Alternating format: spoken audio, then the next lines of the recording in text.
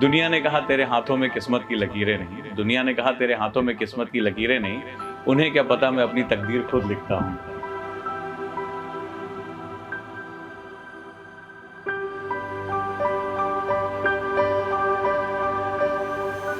पैर नहीं है, चल ही तो नहीं पाऊंगा, आसमान तो है ना, उड़ के पहुंच जाऊंगा। अरे क्या बात कह दी भाई, क्या बात कह दी। जमीन पे चल नहीं पाऊंगा लेकिन आसमान तो है, उड़ तो जाऊंगा। क्या बात है ये।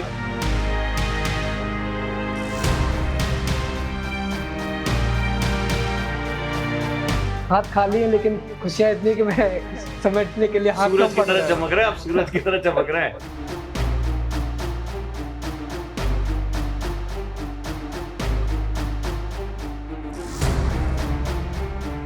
तो मैंने सारी सर्विसेज को देखा कि मैं किस किस में मैं फिट बैठ रहा हूँ। तो मुझे एंड में आके एक IAC लगी कि मुझे लगा कि यहाँ मैं फिट बैठ सकता हूँ। सही है। वो मोमेंट मेरे लिए काफ़ी अच्छा रहा। मैंने उस 2 मिनट में वो जिंदगी जी कि लोग 2000 साल में नहीं जी सकते। अरे क्या बात है, वंडरफुल। कैसे पढ़ाई कितने घंटे मैनेज कर लेते? अच्छा, ऐसे बैठने में दिक्कत नहीं होती है? लेट के पढ़ता हूँ आराम से। लेकिन यहाँ तो कई छात्र ऐसे जैसे बिस्तर लेटने मिला वैसे घर घर की आवाज आने लगी। नहीं, अब नींद नहीं आती क्योंकि आंखों में सपने इतने हैं। वाह क्या बात है।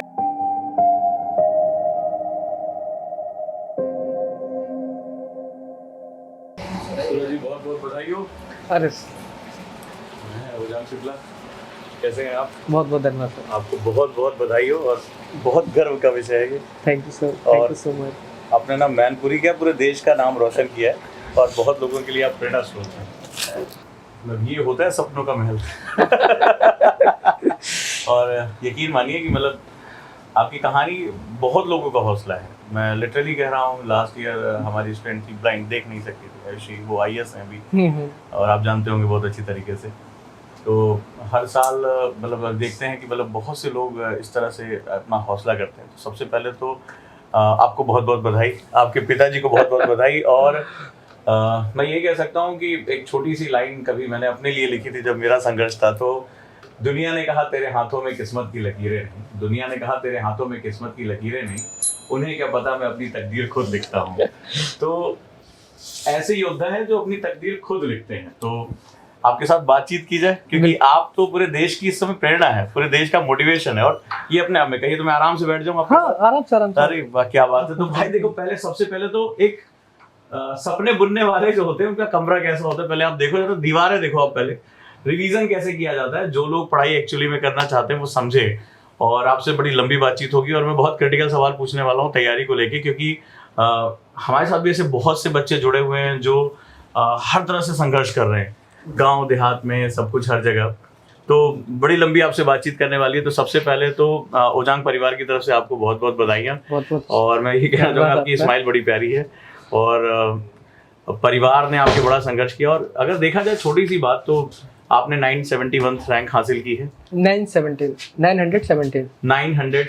रैंक हासिल की है, क्योंकि वहाँ पे 71 दिया हुआ था। नहीं, 917 917वीं रैंक, ये बहुत बड़ी बात होती है और ये बहुत ताकतवर बात होती है, क्योंकि आपने बड़ी लड़ाइयाँ लड़ी। अच्छा, बहुत से लोग ये समझते थे कि आपको कोई ऐसे एडवांटेज मिली या कुछ भी मिली, तो बता दूं कि आप शुरुआत से बड़े अच्छे एक छात्र भी रहे हैं, सब कुछ अच्छा रहा है। और एक एक्सीडेंट में आपके साथ ऐसा कुछ हुआ जी, वो ट्रेन हादसा जो गाजियाबाद ट्रेन में हुआ जी। तो एक क्या होता है कि हमें लगता है कि हमारा जो शरीर है वो हमारी बाधा बन जाती है, लेकिन अगर दिमाग के अंदर ताकत हो तो शरीर कभी बाधा नहीं बन सकता। और आपने वो चीज़ दिखा दी, क्योंकि आपने जिंदगी में एक टर्निंग पॉइंट, मतलब आप किसी के साथ ऐसा हादसा वो टूट जाएगा, बिल्कुल मैं सही कह रहा हूँ, पर शायद आपके साथ भी ऐसा होगा कि भगवान ने मेरे साथ क्या कर दिया, मुझे क्यों चुना इसमें। और आप इतने खूबसूरत दिखते हैं, इतने हैंडसम हैं, और मैं समझता हूँ कि आपका शरीर गठीला है, आप स्पोर्ट्स में भी बड़े एक्टिव रहे होंगे, और अचानक से सब कुछ छीन लिया जाना। मैं अभी भी स्पोर्ट्स में एक्टिव हूँ। क्या बात है, वही वो चेहरे की चमक बता रहा है, क्योंकि जो हौसले वाले होते हैं ना, वो परों से नहीं हौसलों से उड़ा करते हैं, और आप वही एक योद्धा हैं जो अपने हौसलों से उड़ते हैं। तो सोचिए अगर हमारे साथ कुछ ऐसा हो, हमारे साथ कोई भी छोटी मोटी चीज़ होती है, हम किसी एग्जाम में क्वालिफाई नहीं कर पाते, हम ऊपर वाले को दोष देते हैं, सब कुछ है, और आपने तो जबरदस्त एक लड़ाई लड़ी है। तो पहले तो आपको इसके लिए बहुत बहुत बधाई, आपके पूरे परिवार को बहुत बहुत बधाई।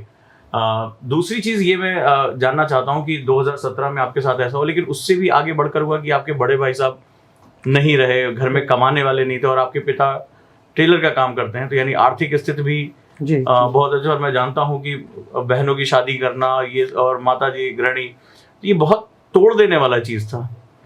कैसे निकले इस सब चीजों से? काफी संघर्ष तो जीवन है, तो चुनौतियां तो आती ही हैं, लेकिन जब कोई बड़ी चुनौती आती है तो एक मोमेंट ऐसा आता है कि हम बिल्कुल टूट जाते हैं। फिर उसी मोमेंट पर क्या होता है कि उससे भी एक बड़ा मोमेंट हो जाता है कि आप सिर्फ टूटते नहीं हैं, आपको लोग छन्नी में छान देते हैं। समझ रहे हूँ, हैं? ये दर्द मैं समझ रहा हूँ। तो फिर उसके बाद में ये कुछ तो करना है, और जो कुछ करने का जो है कि ठीक है क्या होगा, पैर नहीं है, चल ही तो नहीं पाऊंगा, आसमान तो है ना, उड़ के पहुंच जाओ। अरे क्या बात कह दी भाई, क्या बात कह दी। जमीन पे चल नहीं पाऊंगा लेकिन आसमान तो है, उड़ तो जाऊंगा। क्या बात है ये, मतलब हौसला कूट कूट के भरा महाराज आपके अंदर, मैं यही कहूंगा आपसे। क्योंकि आप अभी अपने अतीत को देख रहे हैं, आपकी आंखें बता रही हैं कि आप उस हादसे को देख रहे हैं, उस हादसे को समझ रहे हैं, और उसके घाव अभी भी मेरे ख्याल से एक तकलीफ देते। लेकिन आपको पता है कि मतलब हमारे यहाँ कुछ लोग हीरो होते हैं, हम लोग बचपन से देखते चले आ रहे हैं कि वो दुश्मनों से लड़ता है, 6 पैक एब्स होती हैं। कुछ हीरो ऐसे भी होते हैं जो परिस्थितियों से लड़ जाते हैं, वो हार नहीं मानते हैं। और मतलब मुझे लगता है कि आपके अंदर वो जज्बा रहा है। सबकी सबसे बड़ी ताकत जो थी ना, वो आपके हाथ पैर नहीं रहा, आपका जज्बा रहा है। मतलब एक के बाद एक मुश्किलें। ये था कि कुछ तो करना है, मतलब अब ठीक है, जो नहीं है वो नहीं है। अब मैं उस चीज़ को लेकर अगर मैं सिर्फ परेशान होता रहूं तो कुछ भी नहीं है। अब कुछ तो करना है, कुछ मैं क्या कर सकता हूँ, मेरे पास सिर्फ किताबें हैं, मैंने वही उठा ले। और जब जिंदगी ना विकल्प छीन लेती है ना, तो सबसे अच्छा विकल्प दे देती है। क्यों, सही मानते हैं ना? बिल्कुल बिल्कुल। और इन किताबों ने मेरा ऐसा साथ दिया कि आज मुझे वहाँ पहुँचा दिया जहाँ पर लोग सपने देखते हैं पहुँचने के। और मेरे लिए ये मोमेंट बहुत खुशी का मोमेंट है कि आज मैं वहाँ पर हूँ जहाँ पर मैंने आप इतना नहीं पहुंचे हैं, नहीं, आपके साथ हजारों लाखों यूथ के सपने पहुंच गए हैं। मैं वही तो मैं हजारों लाखों बच्चों से बात करता हूं, मैं आपको बता रहा हूं कि इन सब चीजों को देखने के बाद मैं गारंटी से कह रहा हूं, जाने इस भारत की धरती से कितने वीर उठने वाले हैं, लड़के लड़कियां उठने वाले हैं। और मैं जानता हूं कि आपकी ये जो कहानी है ना, वो इस संघर्ष को ऐसे रंग देगी ना कि लिटरली कहते हैं कि जो एक हौसला अगर किसी सही रूप में है ना, अगर मैं हौसले की मूर्ति बना सकता हूँ, अगर मैं इरादे की मूर्ति बना सकता हूँ, तो मैं सूरज तिवारी की मूर्ति बनाता हूँ। और ये मैं बहुत दिल से बात कह रहा हूँ, हजारों हजारों बच्चों से मिलने के बाद ये बात कह रहा हूँ। और अगर इत्तेफाक रखते हो तो ये बताना जरूर, क्योंकि बहुत छोटी छोटी चीज़ों में हम टूट जाते हैं, लड़ने लगते हैं। अरे हमारे साथ ऐसा हुआ, हमारे साथ वैसा नहीं हुआ, हमारे पास ये पैसा होता तो हम ये कर लेते, भगवान ने मेरे साथ ऐसा क्यों कर दिया। शिकायत शिकायत शिकायत शिकायत। अरे है क्या, और क्या खूबसूरत मैसेज दे दिया। पैर नहीं है, जमीन पे नहीं चल सकता तो क्या हुआ, इरादे हैं, हौसले, आसमान है, उड़ तो सकता हूँ। मतलब बहुत खूबसूरत मैसेज आपने दे दिया। और ये वाकई में सोचने वाली बात है, क्योंकि अगर देखा जाए तो जिंदगी के एक हिस्से में जिंदगी ने आपसे सब कुछ छीन लिया था, बिल्कुल कुछ नहीं छोड़ा। हाँ, देखा जाए तो क्या बचा मेरे पास, कुछ नहीं है। इंसान की सबसे बड़ी ताकत उसका अपना शरीर होता है। और आज भी मैं देखूं तो जैसा मैं कल था खाली हाथ इन दुखों के साथ, आज वही हाथ खाली है, लेकिन खुशियां इतनी कि मैं समेटने के लिए हाथ सूरज की तरह चमक रहा है, आप सूरज की तरह चमक रहे हैं। हमें लाइट्स की जरूरत ही नहीं है आज, सच्चाई कह रहा हूँ। वो मतलब ये ओरिजिनल चमक है, जिसे कहते हैं ना कि इच्छा शक्ति की चमक है। कहते हैं जब इंसान के अंदर का हौसला जगता है तो अंदर एक सूरज भी जगता है। और आपने वो चीज दिखा दी, अपने नाम को चरितार्थ किया, ये कोई मजाक बात नहीं है। और आपके परिवार ने भी बड़ा दुख झेला, ये मजाक बात नहीं है। घर का बड़ा लड़का ना रहे, पिता की कमर टूट जाती है, एक लड़के के साथ इतना बड़ा हादसा हो जाए, और पिता के पास कोई आर्थिक संसाधन नहीं है, और आपकी आंखें बता रही हैं कि आप बस देखे जा रहे हो उस तरफ, आप देखे जा रहे हो। मैं एक NLP ट्रेनर हूँ, बॉडी लैंग्वेज एक्सपर्ट हूँ, तो मैं जानता हूँ आपकी आंखें उसी गहराई में झांक रही हैं। और बहुत दिन बाद मैंने किसी की आंखों में इतना सच देखा है, सच देखा है। हम बहुत पर्दे अपने चेहरे पे लगा लेते हैं। जब हालात बिगड़े उसके बाद में यही लगा कि कुछ तो करना है, तो बस। अरे तो कुछ करने के लिए ना बहुत लोग अलग अलग रास्ता पकड़ लेते हैं। हाँ, तो लेकिन जो हीरो होते हैं ना, वो फिर कुछ पे नहीं रुकते हैं। उन्हें कहते हैं हमें वो अब सर्वश्रेष्ठ चाहिए। हाँ, बिल्कुल बिल्कुल। और सर्वश्रेष्ठ चाहिए। ये भी बड़ा एक इंसान की जिंदगी में बड़ा अजीब फलसफा होता है कि जब हम अपने आप को दोष देने लगते हैं, ऊपर वाले को दोष देने लगते हैं, तो हम कुछ भी मिल जाए सेटल हो जाते हैं। जी जी। अरे कई लोग तो मैंने देखा है कि सिर्फ व्हील चेयर मिल जाए यही जिंदगी का मकसद होता है। मैंने देखा लड़ते हुए। मैं तो बहुत सहायता कैंप में जाता हूँ, बहुत सहायता करता हूँ उसमें।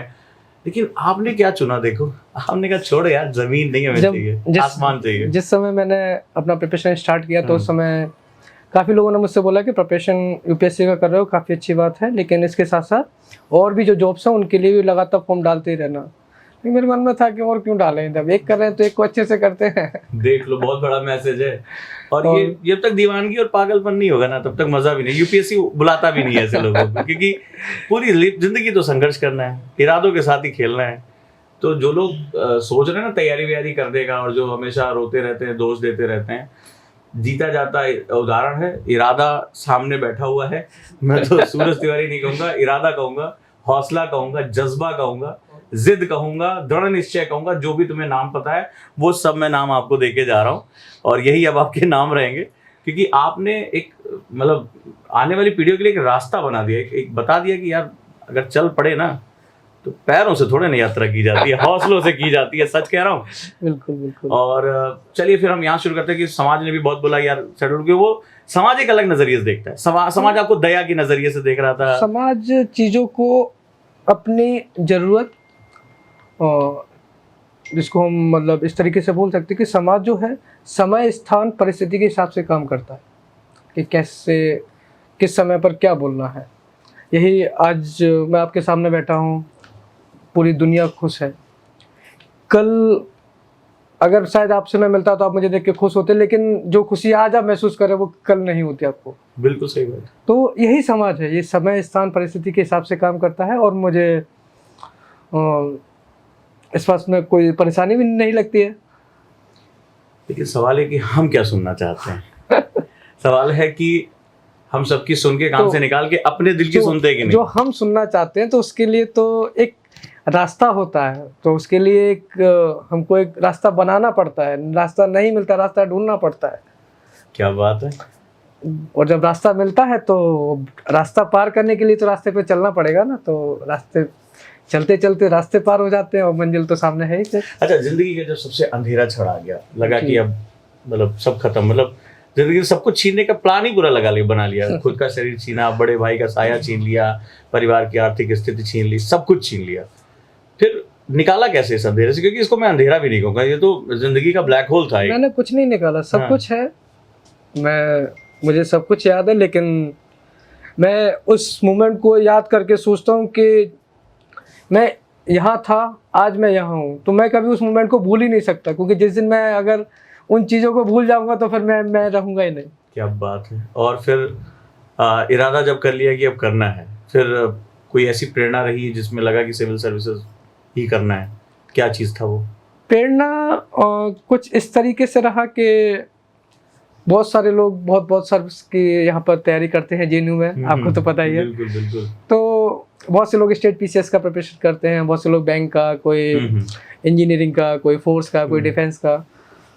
मुझे एक ही समझ में आया, मैं आपको लिटरली बताऊं तो मैंने सारी सर्विसेज को देखा कि मैं किस किस में मैं फिट बैठ रहा हूँ। तो मुझे एंड में आके एक IAS लगी कि मुझे लगा कि यहाँ मैं फिट बैठ सकता हूँ।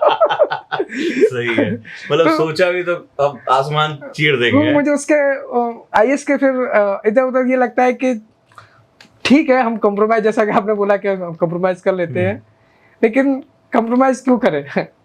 सही बात है, क्यों करें भाई। तो IAS लगा, फिर मैंने IAS के लिए ही प्रिपरेशन किया। मन में एक डर हमेशा रहा, हर पल रहा। जिस समय रिजल्ट आया उससे अगले 1 सेकंड पहले भी मैं बहुत डरा हुआ था कि क्या होगा।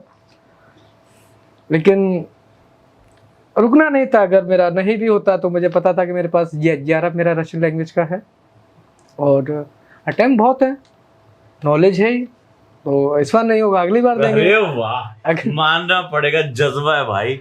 लोग यहाँ एक एक अटेम्प्ट में रोने लगते हैं कि सर नहीं हुआ, अब क्या करें, छोड़ के भाग जाए। मैंने इसीलिए अपना रशियन लैंग्वेज को भी अपने साथ रखा ना, कवर अप करते हुए, कि ताकि अगर कल को मेरे हाथ में कुछ हो, और मेरे हाथ में मेरा JRF पहले से ही था और उसके बाद में UPSC, तो क्या ही बोलूँ।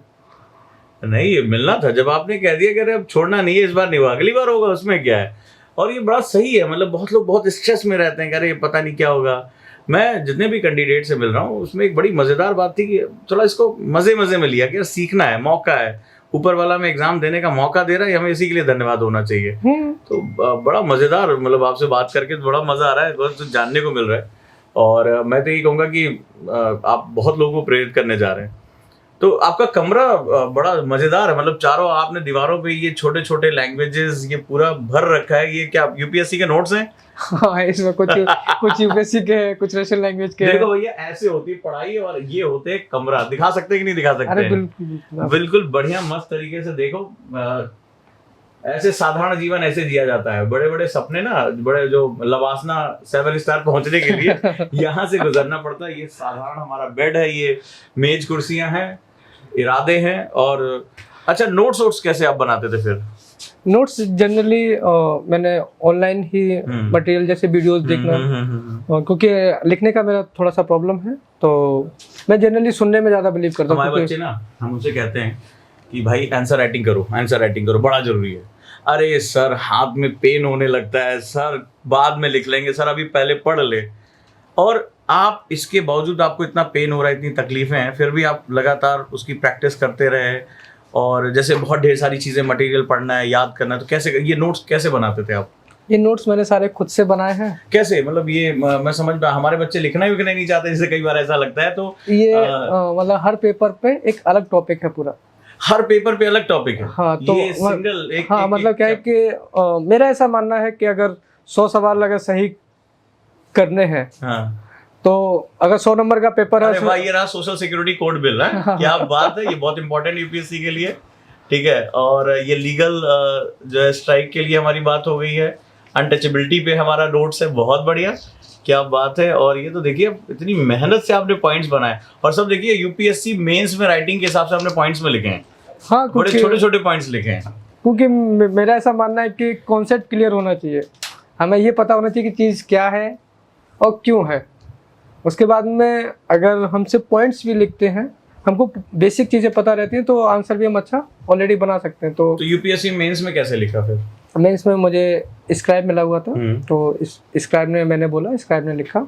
एक इन्विजिलेटर मिलता है पर कैंडिडेट को, तो जो मैंने लिखा वो जो मैंने बोला वो स्क्राइब ने लिखा। अच्छा, जनरली देखा जाए तो आप बड़े फन मूड में भी दिखाई पड़ रहे हैं।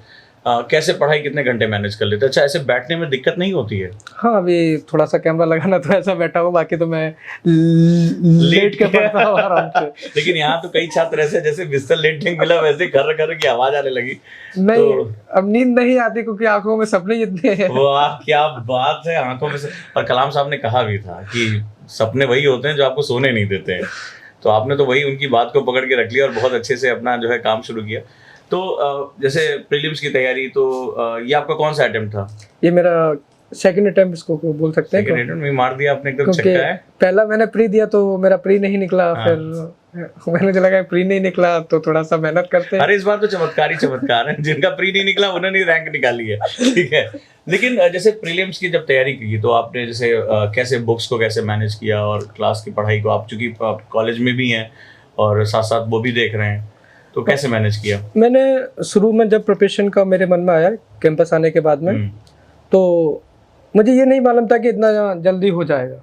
मुझे लगा था कि लड़ाई लंबी है, तो मैं तो उस लंबी लड़ाई के लिए अपने आप को तैयार करके। लेकिन उसको छोटा कैसे किया आपने? ये मैजिक सब लोग जानना चाहते हैं कि वो लंबी लड़ाई आप सोच क्या है, बिल लंबी लड़ाई है, तो उसको छोटा कैसे किया? बस वो जो लंबी लड़ाई लड़नी थी, तो लंबी लड़ाई के लिए बड़ा प्लान बनाया था, उसी प्लान के छोटे से ने मुझे यहाँ तक पहुँचा दिया। तो प्लान भी कई तरह का होता है, जैसे हमने साल भर का प्लान बनाया, फिर 6 महीने का, फिर हम 1 दिन का, हमारा कैसे शेड्यूल होगा? मेरा मतलब प्लान ये था कि मैं रशियन लैंग्वेज में यहाँ पर सेलेक्ट हुआ था, और रशियन लैंग्वेज का 5 इयर्स का कोर्स रहता है। ठीक है। तो 5 ईयर मेरे को रशियन पढ़ना ही है, और इसी बीच में और जो क्लासेस भी अटेंड करना है, उसके बाद में अगर अदर प्रिपरेशन करनी है तो उसके लिए टाइम भी देना पड़ेगा। तो दिन में अपना क्लास करता था 9 बजे से लेके 1 बजे तक। 9 बजे से 1 बजे तक आपकी क्लास चलती हाँ, थी? क्लासेस मेरा रहता था। फिर हॉस्टल आए, खाना खाए, खाना खा के आधा 1 घंटा जो आराम करना वो आराम किए, फिर 2:30 बजे 3 बजे लाइब्रेरी निकल गए, और फिर लाइब्रेरी में। तो लाइब्रेरी कैसे जाते थे? हाँ, ये मेरा तो आपके साथ कोई सहायक भी हुआ करते थे? ये मोटराइज मेरे साथ ही रहता है, लेकिन मैं ज़्यादातर जो भी कार्य होते हैं अपने मैं खुद से ही करता हूँ। मतलब वो पहुंच जाते थे लाइब्रेरी 1 घंटा, आधा घंटा 1 घंटा रेस्ट करने के बाद? हाँ, फिर लाइब्रेरी पहुंच कर फिर जो मन किया तो किताब खोल ली। मतलब ये था कि अब शुरू करना है, तो एक ये भी है ना कि करना भी है, और एक मन में ये भी है कि ठीक है करना है, लेकिन इतना लोड लेके नहीं करना है कि अब कि बस उसी में लग जाना है। सीखने का जज्बा था कि सब्जेक्ट है क्या, विषय क्या है? मुझे सब कुछ करना है, मुझे सिर्फ पढ़ना ही नहीं है, मुझे अपने दोस्तों को भी समय देना है, मुझे अपनी फैमिली को भी टाइम देना है, सब कुछ करना है। तो इतना मन में लोड लेके नहीं करना है, आराम आराम से करना है। 1 बार में नहीं होगा, 2 में होगा, 2 में नहीं होगा, 3 में होगा। एक सिटिंग में कितनी देर बैठ के पढ़ाई करते थे? एक सिटिंग मेरा डिपेंड करता है कि टॉपिक क्या है और फिर मूड क्या है, माहौल क्या है। सपोज दैट अभी मैं पढ़ने बैठा लाइब्रेरी के अंदर, मेरे दोस्त का फोन आ गया कि चलो चाय पीते हैं, तो मैं बोलता हूँ चलो ठीक है, आ रहे हैं चाय पी लेते हैं। अब चाय पीने गए तो जेडीयू की चाय तो वैसे ही लंबी हो जाती है। लेकिन हाँ, लेकिन ये विषय पे चर्चा होती है। हाँ, तो क्या मतलब जब चाय पीते थे तो वहां पर भारत की विदेश नीति सब पे चर्चा होती थी? नहीं, तो जब चाय पीने जाते थे तो जो भी यहाँ से किताबों में आधा 1 घंटा जो देख के गए हैं, तो वही जाके मैं अपना बता रहा हूँ, दोस्त ने अपना बताया कि डिस्कशन आप करते थे, या मजाक में तो बहुत काम की बात बोल गए, क्योंकि आप डिस्कशन में अपनी बात बोल जाते थे। वो लोग भी इंटेलेक्चुअली अपना डिस्कशन करते थे, तो आपके पास तो 3-4 आदमी के पॉइंट हो गए। और देखिए यूपीएससी के एग्जाम में जो जेएनयू की सबसे खास बात ये कि डिस्कशन यहाँ का बड़ा डेप्थ में होता है और बहुत टू द पॉइंट होता है। जैसे कई बार बच्चे आउट ऑफ द लीग जाकर कुछ डिस्कशन करने लगते हैं, लेकिन बड़ा डिसिप्लिन डिस्कशन है। जी। तो डिस्कशन तो आपकी पढ़ाई का बड़ा इंपॉर्टेंट कोर है, हम लोग डिबेट भी कहते हैं। जी। वाद विवाद होती है, एक दूसरे की बात को काटना, एक दूसरे से ऊपर अच्छे पॉइंट रखना, तो उससे तो बड़ा। और कई बार जब आप नहीं रख पाते तो मन में एक भी लगता है यार मेरे से पॉइंट छूट कैसे गया। और ये सारी चीजें हमको कुछ सिखाती हैं, और जो हम कुछ सीखते हैं ना वही हम हमारे सबसे बड़ी बात तो अपनी बात को कहने का तरीका सिखाता है। बिल्कुल एग्जैक्टली। हमको ये समझ में आता है कि हमको क्या करना है और कैसे करना है। बिल्कुल जेएनयू ये सिखाता है, जेएनयू आपको एक मोटिव देता है। आप जेएनयू में आते हैं अपनी जिंदगी को लेकर, आप जेएनयू आते हैं और जेएनयू आके आपका जिंदगी 6 महीने में जेएनयू हो जाती है। तो फिर आपको आपका विजन आपको क्लियर हो जाता है कि आपको लाइफ में क्या करना है। और बहुत से होते हैं जिनका लाइफ का गोल ही है कि कुछ करना नहीं है, तो वो कुछ करते नहीं है। और जिनका गोल होता है कि भाई प्रोफेसर बनना है, वो अपना पीएचडी करते हैं। जिसको पॉलिटिक्स करना है वो पॉलिटिक्स करता है, और जिसको मतलब ये जमीन बड़ी उपजाऊ है, जिसको जैसा बीज वैसा वो फसल दे देता है। जैसा बीज वैसी फसल। ये तो है। तो जैसे पहली बार प्रीलिम्स नहीं हुआ, फिर ये हुआ कुछ अंदर से, फिर एक टूटन हुई होगी, तो फिर तुरंत आप रुके या फिर तैयारी शुरू कर दी नेक्स्ट प्रीलिम्स की? टूटन नहीं हुई, क्योंकि मुझे पता था कि नहीं होगा। मैं एग्जाम दे के आया, एग्जाम हॉल में गया, पेपर खोला, कुछ समझ में नहीं आया। बोला यार इस बार नहीं होगा, अगली बार होगा। तो मतलब कब से लगा कि सीरियस होकर इस बार अटेम्प्ट देना है? जब मेरा पहला प्री नहीं हुआ उसके 2-3 महीने के बाद से, क्योंकि प्री से पहले कोविड का टाइम था, तो उस टाइम पे सभी महामारी सी फैली हुई थी, सभी बहुत परेशान थे। इस बीच में मैंने भी 8-9 महीने घर पे बिताए। उस बीच मुझे फील हुआ कि अगर मेरे हाथ में जॉब नहीं है तो दिक्कत हो जाएगी। वहाँ पे क्या हुआ ऐसा घर पे कि लगा कि जॉब नहीं है तो दिक्कत हो जाएगी? घर पे अब लॉकडाउन लगा हुआ है, पापा का जो कमाने का जरिया जो कि मैं पहले ही बता चुका हूँ, अब लॉकडाउन में सब बंद है। अब कितनी इनकम लगभग पूछना नहीं चाहिए, लेकिन फिर भी क्योंकि समस्या तो मैं वही बता रहा हूँ कि अब लॉकडाउन पूरा लगा हुआ था, पिताजी हैं, अब ऐसी महामारी में कपड़े सिलवाने कौन आएगा? सही बात है। लोग अगर फटा होगा तो फटा क्या, आदमी बिना कपड़ों के चलेगा, लेकिन सिलवाने क्यों आएगा? ऐसी महामारी चल रही है। तो वो वक्त देखा मैंने, अपने उस घर की परिस्थिति को समझा है कि नहीं, मुझे कुछ तो चाहिए होगा और आने वाले समय में जल्द से जल्द चाहिए होगा। तो वो एक मोटिवेशन मेरे लिए काफ़ी काम किया है कोविड का। और प्रोटेस्ट भी कैंपस में हुआ, तो उस समय भी मुझे समय मिला पढ़ने के लिए। कोविड का टाइम जो घर पे रहा, फिर मैंने घर पे भी पढ़ाई किया। यहाँ के पहला प्री दिया। पहला प्री मैंने ये मेरे मन में क्लियर था कि मुझे एक ट्रायल की जैसे देना, अगर हो जाएगा बहुत अच्छी बात है, नहीं होगा तो परेशान नहीं होना, क्योंकि मुझे 1 साल तो तैयारी करनी ही लेकिन है। कोविड में जब घर के हालात देखे तो वो मन के और अंदर एक आग मोटिवेशन, पैदा हो हाँ गई कि वही एक मोटिवेशन काफी कि काम किया अब मेरा। मुझे ही करना है इसको। जी जी जी। और फिर आप जुड़ गए पूरी तैयारी में। हाँ, फिर आने के बाद में पहला क्या आने के बाद पढ़ाई के घंटे बढ़े उसके बाद, नहीं या घंटे कैसे, मतलब पिछली बार की जो गलतियां थी उसको कैसे हटाया प्रीलिम्स को क्रैक करने के लिए? डॉक्टर्स ने बारी बारी करके मेरे पास आए और एक एक करके मेरे पहले हाथ के बारे में मुझे बताया कि मेरे हाथ में 2 उंगलियां नहीं रही हैं और परेशान नहीं होना है, ऐसा नहीं होता कि जिसकी उंगलियां नहीं होती तो वो क्या काम नहीं करते हैं। इस तरीके से मोटिवेशन